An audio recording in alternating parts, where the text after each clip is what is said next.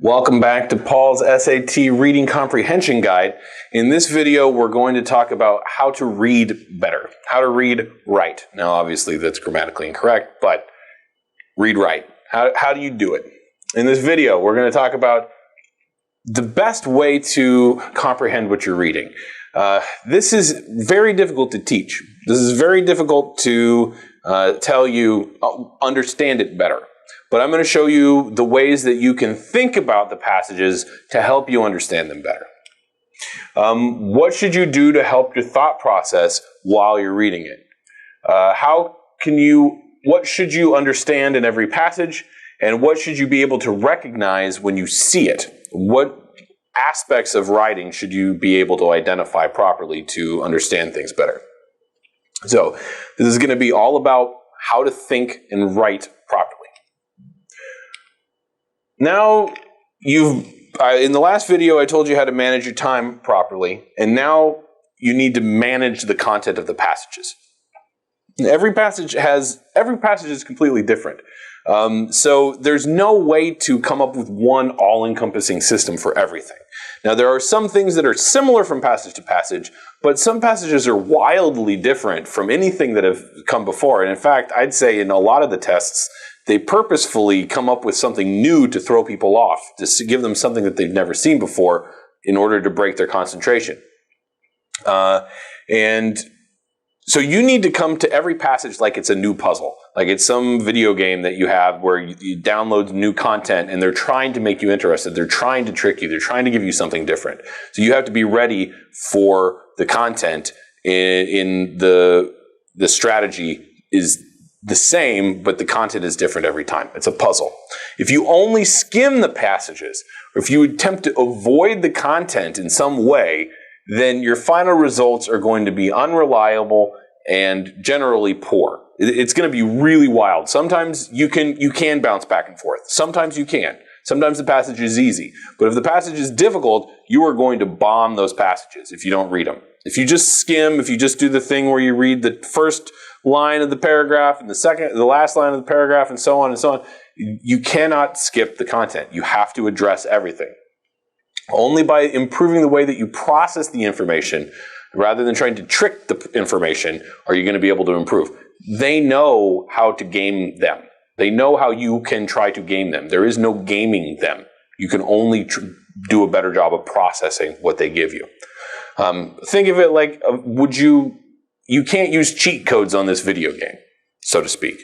What is the point of even doing it if you can cheat? So, how do you actually improve? If you can't use cheat codes, there are no cheat codes to skip the processing of the information, then what do you need? How can you improve what you're doing? These 4 things are what you need to do, and these will be the rough structure of this lecture.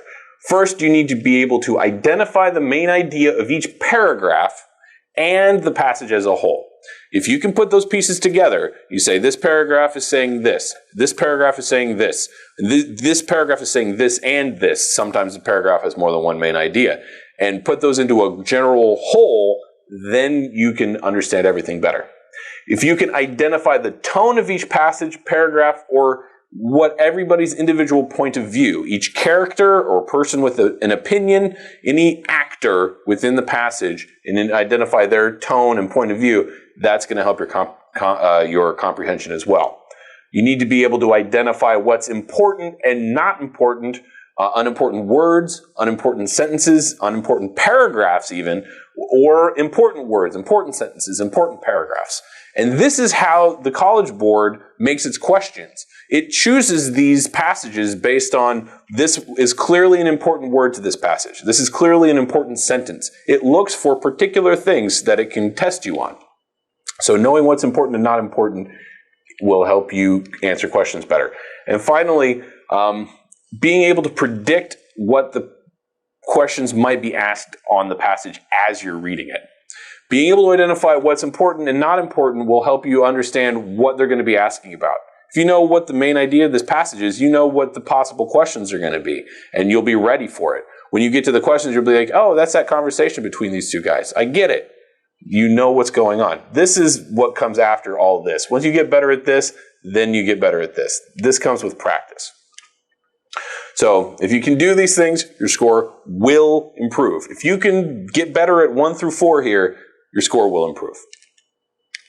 So let's take a look at each aspect one at a time. First one I mentioned, identify the main idea of each paragraph and the passage as a whole.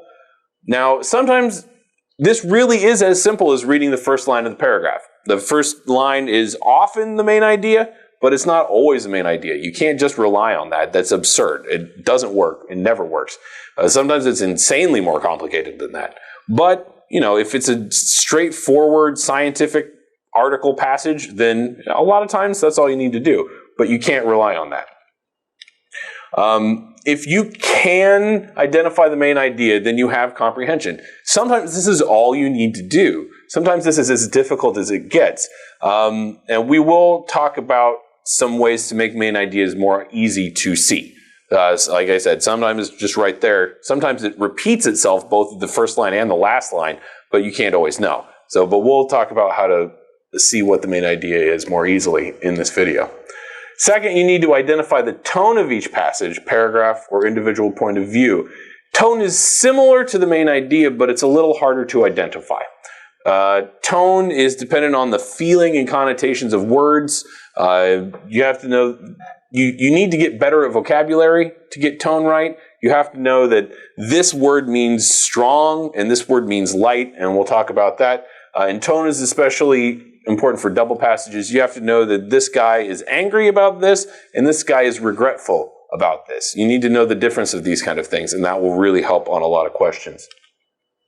Now 3, and pretty much our main topic for this video, is identify what's important and not important, what important words and sentences and paragraphs are. Being able to read quickly and accurately is knowing what you need to look at and what you don't need to look at. These are the building blocks of comprehension, and if you know in a sentence what you need to look at and what you can ignore, if you know in a paragraph when he's just repeating himself or she is just repeating herself, then you can skip that. And that's what we're talking about. When can you skip it? When you need to focus? That's what we're going to talk about right now. Finally, being able to predict what questions might be asked. After enough practice, the patterns come out. You see, oh, I've seen this kind of question a million times. Sometimes they surprise you. Some types of questions show up very rarely, but mostly you're going to know what kind of questions you're running into, the kind of things they're going to be asking you about, the more of these tests that you take.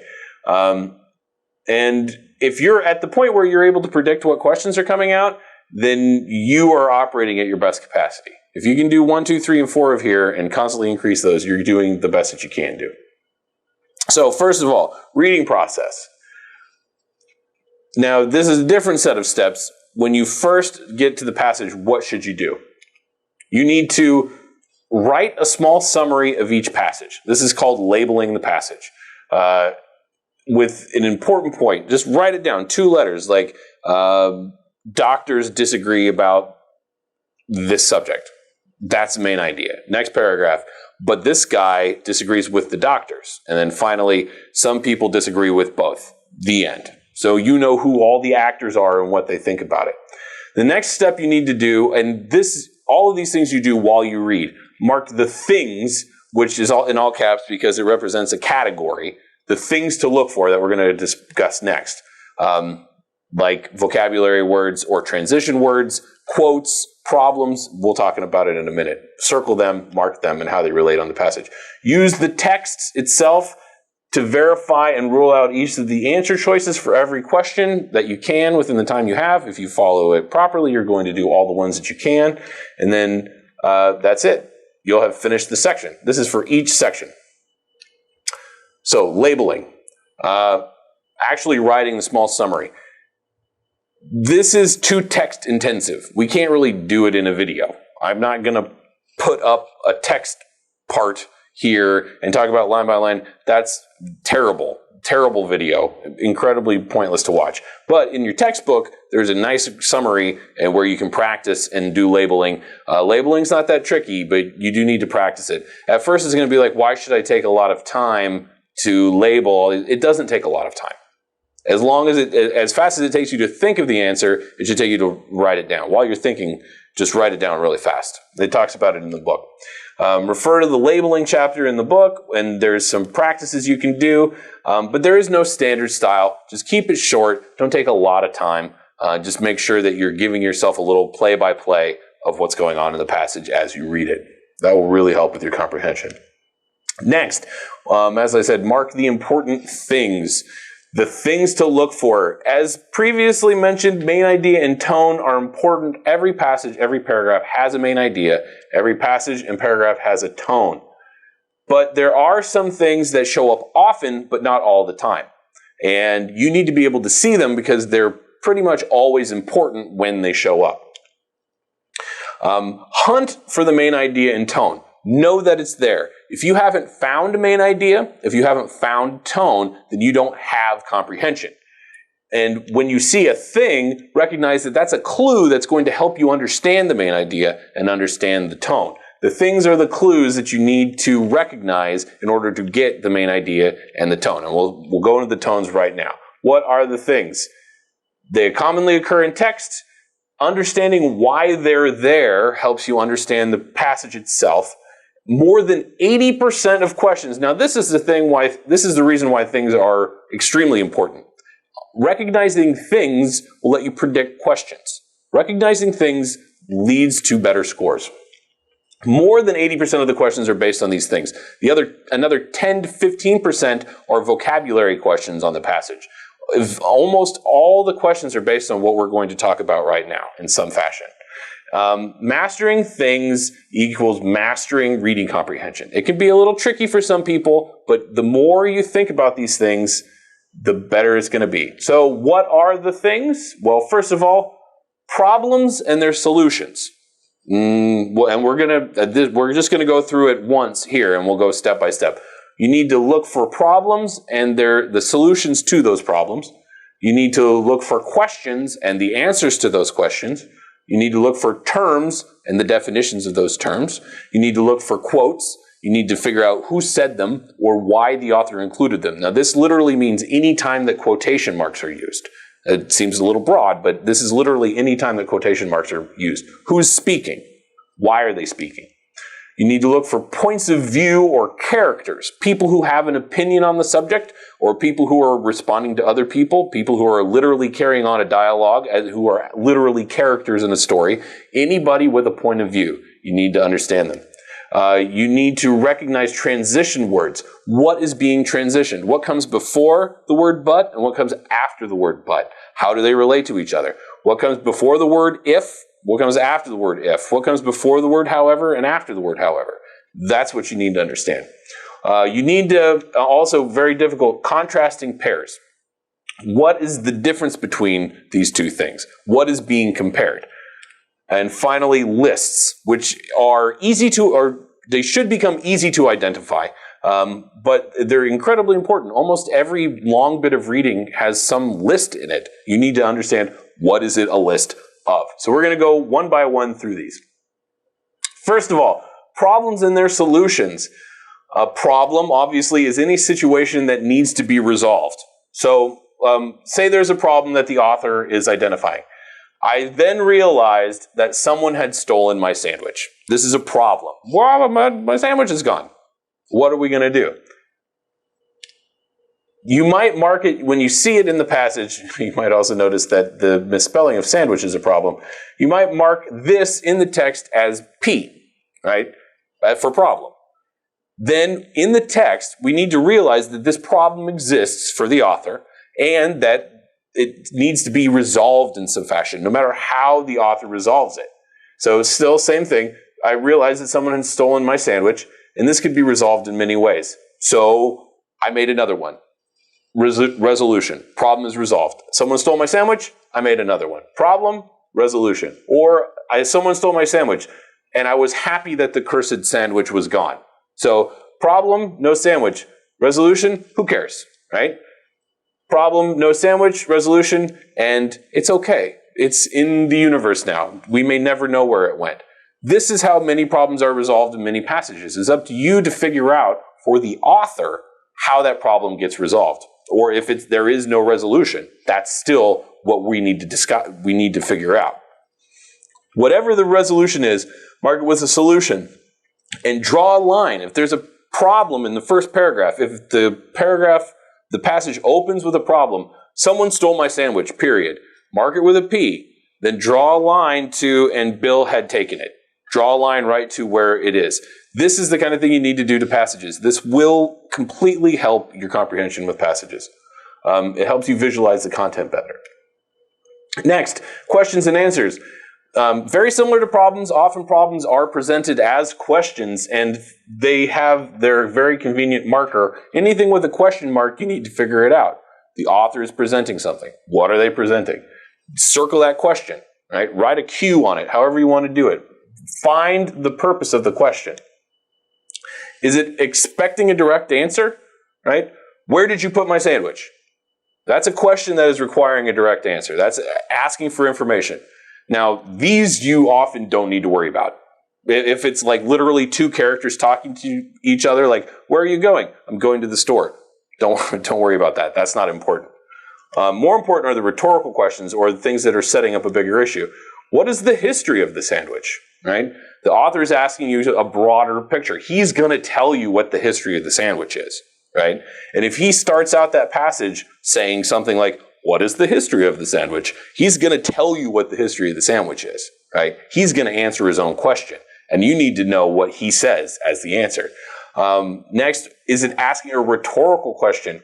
Can anyone ever really have enough sandwiches, right? He's asking maybe something philosophical.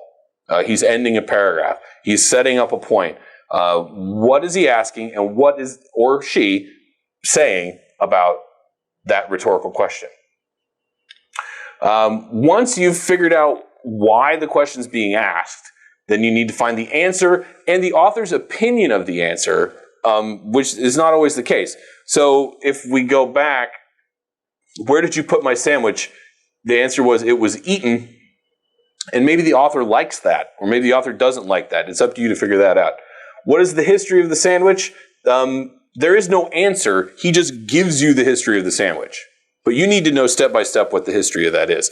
Can anyone ever really have enough sandwiches? Science says yes, you can eat enough sandwiches. You get very full. But the author says, no, I can never have enough sandwiches. He may say that in the text. These are, of course, I hope you understand, not real passages that exist. These are examples of passages that could exist. All right, next, terms and their definitions. A term is any word that is receiving a definition in the text or being redefined by the author for the purposes of what they're writing about. Sometimes they have quotes around them, but oftentimes, just as often, it's almost 50-50. There is no quote around that term. In fact, probably more often there is no quote. So for example, a quote-unquote sandwich is any food served between two pieces of another food. See, we have our definition, what a sandwich is. He's clearly going to be setting up a topic of discussion about the sandwich, but term and its definition. Or, no quotes, today's sandwiches are a mockery of the sandwiches our parents once constructed. So he's got an opinion, and we can quite tell, right? But he's also defining sandwiches. Sandwiches are mockeries, right? That's a term and its definition. So, quotes. Terms are fairly easy to identify, but they are always important. If the author's defining something, it's important to the author. Quotes, like questions, are marked with the punctuation. They're all-purpose emphasizers, so you always want to recognize quotes. Even if it's direct quoted speech, you want to see that what's going on. We need to know who's being quoted and why they're being quoted. And they can be used for terms, as we already talked about. A direct quote of someone else's words, like reported speech, like, quote, "Hey, Bill," said Jim, and to indicate detachment, irony, or a so-called tone. This is the one that the test writers love. They love to ask questions about things put in quotes, quote unquote, and we'll discuss that here in a second. So let's take an example of direct quotes and detachment quotes. First, citation. "This sandwich is great," Dr. Bill said, or "some, like Dr. Bill, have claimed the sandwich is great." This is Dr. Bill's opinion. This is literally what Dr. Bill said, And this also is literally what Dr. Bill said.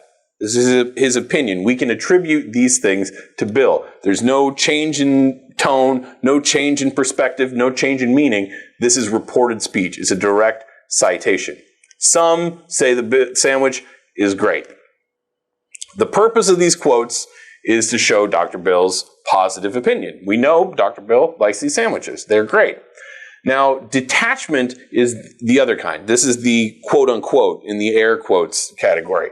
This great sandwich looks like garbage to me, right? Now, he said this great sandwich, but the quotes mean he doesn't think it's great. It means someone else thinks it's great. We all lined up for a great sandwich. Now, this is a little trickier because we don't have anybody else to attribute this to. But because it's in quotes, we know that the author doesn't agree with this because there's nothing here. Why would he put it in quotes? He put it in quotes and didn't attribute it to a specific person, so he means the opposite of great. So they usually indicate that the author is discussing someone else's point of view. We'll talk about some more examples because this can be tricky. A lot of questions require you to understand that the so-called quotes are not giving you the author's opinion, but somebody else's. That the author is discussing what somebody else thinks. This is the heart of a lot of these passages, is understanding how these different opinions interact with each other.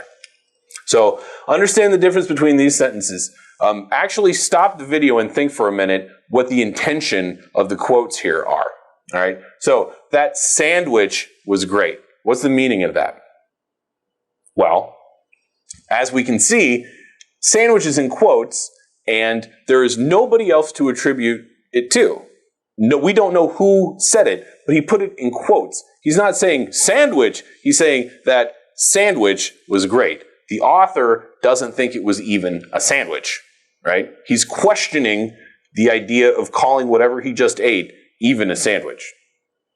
All right, let's do this one. What's the difference between that sentence and this sentence? That sandwich was great. All right, the sandwich was, the author does not think it was great. He thinks it was great. He's sarcastic. It's so-called. Some people said it was great, but the author did not. Now try this one. He said that sandwich was great. Was the sandwich great or not? Well, it was. He said it was great. We don't know what the author's opinion is. We have no information. So we just have, the only thing we know is that he thinks that sandwich was great. There's no irony, no so-called going on here at all. Let's try another one. He said that sandwich was great. Does he think it's great? Yes. This is the same thing as this. The greatness is attributed to him. We know that he thinks it's great. We don't know what the author thinks, but we do know that he thinks it's great. Let's try this one. He said that sandwich was great. What's the opinion? How does he feel about the sandwich? This is double here. He is putting this in quotes, so he doesn't think that sandwich was great, but we don't know how the author feels about it. Next, points of view. This goes right into points of view. Related to quotes, but not always.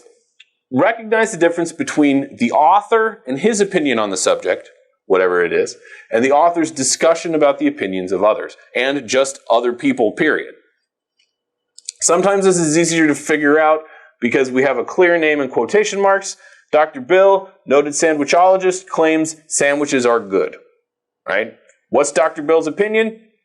Pro sandwiches, right? You can write that right in the margin. Circle Dr. Bill's name, draw a line outside. Bill likes sandwiches. That's simple, right? When you see this in paragraphs, when you see this in passages, they almost always ask questions about people's opinions. If you see somebody quoted in a passage, they're almost always going to ask you, what would Dr. Bill think about a sandwich? And you would know, he would like that sandwich. And I do also want to make another point. Of course, I'm oversimplifying these questions for the purposes of explanation. I hope you understand that none of the questions are going to be as easy as how would Dr. Bill feel about the sandwiches. It's easy to imagine Dr. Bill as a character, assign him a point of view, and contrast him to the author. If the author starts out his passage and says, sandwiches are terrible, and then later some, like Dr. Bill, noted sandwichologist, said sandwiches are good, then we know that Dr. Bill is in contrast to the author, and that's something that they would ask a question about. Now, of course, things are not always that easy, as I mentioned. Now, take a look at this passage, read this passage. I'll read it out loud, but I want you to read this passage as well. Some argue that sandwiches are good. Others, the opposite. A few misguided revolutionaries refuse to even take part in the discussion and focus instead on the advantages of tortillas and other non-traditional filling delivery systems. Okay, now I want you to take a look at this passage and figure out how many points of view or quote-unquote characters there are in this passage. Think for yourself. Just count the number and identify them. Pause the video and come back. Okay, so how many points of view or characters do we have here? Now, some would say 3 at first glance. We've got some argue sandwiches good. Others, the opposite of that. And a few misguided revolutionaries are outside of that argument entirely. But you need to be thinking even bigger than this. You need to be looking for signs of what the author's point of view are as well. The author says these revolutionaries are misguided. So we know that the author doesn't like these revolutionaries. So we know that some like sandwiches, others don't. The revolutionaries are outside of it, and that the author doesn't like the revolutionaries. That's 4 points of view. That's the kind of detail that you need to get used to when you're reading the passages. It will really, really help, especially with the harder questions. If a question dealt with the author's opinion of the revolutionaries, that would be that'd be a high-level question, but it's there. This might seem like too much detail. You might have been scared by that, like, oh my God, I gotta really do this. But especially for double passages, which deal almost exclusively with these kind of questions, you need to understand the opinion of every character and how it relates to the main idea of the passage as a whole. It's a really good strategy to note any person. Like I said, circle Dr. Bill, circle some, say a few, circle those things and recognize that they are people with opinions. Mark that they are pro the subject or anti the subject, or they're pro this, pro that. It just takes a moment, and it really helps you understand these things, and it really helps you predict the questions as they're coming down. Next are transition words. These are easier to find. It's easy to understand what a transition word is. Words like but, however, nevertheless, they change the flow. They are the guideposts for what's going on and what the author's doing with his ideas or her ideas at that moment. But they're small. They're easy to miss, and they're vitally important. It's like missing a turn on the exit. If you zoom right past that big but in the passage, you're going to be going in the wrong direction. Your comprehension is going to be, you were supposed to get off on this exit, but you kept going, and you have to recognize them. So one of the most important transition words is the big fat but that comes especially at the beginning of a paragraph, but often in the middle of a very long paragraph. It's those things that make it super important to read the whole passage.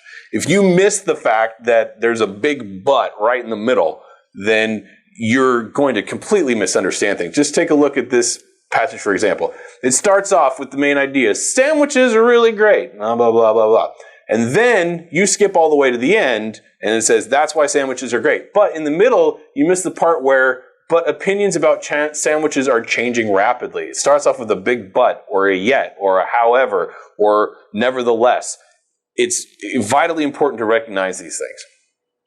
If you had only been reading at the beginning, you would have missed the important change in tone, the change in direction, the change in what's going on. Counterexamples in the middle, and you would have missed the main idea of the passage. Don't skim. Don't do it. It's not worth it. It's dangerous. Contrasting pairs. Now, this is one of the trickiest capital THINGS things to recognize, and the one that questions that are difficult are asked about most frequently. If you can get good at noticing that, oh, this is being compared to this, then you're going to be a lot better off. And that's the contrasting pair. Simply just a comparison between two things that show how they're related or different from one another. Some are really obvious, like Dr. Sarah's sandwich was 10 times larger than Dr. Bill's. And the thing is, they will actually ask you questions about something that is that simple. That's how much they like contrasting pairs. You'll see something that dogs do this, but cats do this. And it will just be how would the author feel about this, because he clearly made a positive comment about this and a negative comment about this. Dr. Sarah's sandwich was 10 times larger than Bill's. And other times it's harder to identify. Dr. Bill never expected Sarah to construct such a massive sandwich. The size of it, the mind trembled. So I want you to stop for a moment and think that there is a contrasting pair here. What are the two things being contrasted to one another? Okay, well, what pairs are here? The most important here is expectation versus reality. It's not Dr. Bill versus Dr. Sarah. It's what Dr. Bill thought about what Dr. Sarah was capable of doing, right? Dr. Bill and Dr. Sarah are not being compared to one another, but Dr. Bill's idea of what Sarah was capable of doing is being compared. It's expectation versus reality. I would say this is the most common contrasting pair that I've run into on these tests, is people thought it would be one way, but it turned out to be another way. And your ability to recognize that is what they quiz you on. Dr. Bill and Dr. Sarah are not being compared to one another, so you don't actually have to pay attention. But you do need to realize he underestimated her. That's what you need to recognize. And especially important is noticing when characters or points of view are in contrast to one another or supporting one another. And this is, we'll talk about later in double passages. This is vitally important for double passages. This is what at least half of the questions in double passages are asking you about. The Dr. Bill mentioned sandwiches in passage 1, and Dr. Sarah mentioned sandwiches in passage 2. How would they view each other's opinion? That's the point of looking for those. Not every contrasting pair gets a question, but make sure you note it when you notice them. Just mark it with a little contrasting pair. Notice how it relates to the main idea, and it will help you understand what's going on in the passage. And finally, we'll talk about lists, the last one. This is the easiest one to spot, or it should become the easiest thing to spot. They're right out there in the open. A noun and a verb, or a noun, or something of that nature, and separated by commas, separated by semicolons, or sometimes it's just two things separated by an and. But you have to figure out what the list is of. This will save you reading time. It will save you brain processing time. It will save you vocabulary worrying time, because it will just, oftentimes, it will just be a very long list of words you don't know. When you don't need to take the time to try to figure out those words, all you need to do is, oh, okay, here's a bunch of vocabulary words I don't know, and I know that these are the reasons why Dr. Bill didn't make another sandwich, or these are all the islands that are in Indonesia, or something like that. It's just a big list of another concept supporting the main idea of the paragraph. Sometimes if you realize what's going on, you can actually skip an entire paragraph, because it's just a reason for why this is true, another reason why this is true, another reason why this is true, another reason why this is true. And they may ask you specific questions about those reasons, but if you understand that these are all reasons why this point is true, then you don't need to spend a lot of time trying to break it down. As long as you recognize that which parts of that paragraph represent an individual item. Sometimes it can be more like a whole sentence, comma, a whole sentence, comma, a whole sentence, comma. But you see those commas, you see the list, you know what's going on. That's what's important. So, in conclusion, that's our last tip from the very beginning, being able to predict what questions might be asked. If you can become proficient at identifying these things, if you see, here is a contrasting pair, here is a transition word from this point of view to this point of view. If you can start thinking of the passages in these terms, you're going to understand everything better. You're going to be able to see what they're going to answer the questions about, because, like I said, upwards of 80% of the questions that get asked are on these concepts, on these aspects of writing. And it's going to save you a lot of time. I'll give you more time to answer the difficult questions, and you're going to have an easier time answering the difficult questions because you're going to understand exactly what it's asking you about. When a question asks you about line 23, this is an example of why the things are useful. You're going to say, oh, line 23. You go back, oh, that's the dog versus the cat. That's Dr. Bill versus Dr. Sarah. I get it. I know what that conflict was. I know why they were different from each other. And That's the contrasting pair between the sandwich doctors. You're going to know exactly what the question is going to ask you about. Well, he thought she couldn't build the sandwich, but she did, and he was surprised. And so you have all the information you need, and you can answer it much quicker than you would if you hadn't thought of it in that way. Don't worry if this doesn't come naturally to you at first. This doesn't come naturally to a lot of people at first, because this is kind of thinking about writing in a structural way rather than in a storytelling way. And it's not our first way that we think about a lot of things. It's not how we don't think about argument. We think about what's the story being told. But if you keep practicing it and doing it all the time, especially when you're studying, especially when you're doing practice tests, especially when you're doing homework, take the time, mark these things as you should, and it will just get easier and easier. You'll just see the contrasting pairs pop out of there. You'll see the transition words. You'll see, oh, he's going from being pro this to anti this. And by creating a framework in your mind, you will fill in that framework with your own methods. Take the time now and save time on test day. So to recap our main ideas here, how can I comprehend what I'm reading? From what I just said, tell me what you think you can comprehend, how you can comprehend what you're reading. How will I say? Well, identify the main idea, the tone, and the important and unimportant info. You can do that, you've got comprehension. What should I do to help my thought process? Well, label passages and find the things to look for. What should you understand in every passage? Main idea and tone, and especially identify the things. What should you be able to recognize when you see them? The things to look for. So in the next video, we're going to talk about understanding what's going on in the passage and applying that to questions. So I'll see you in the next video.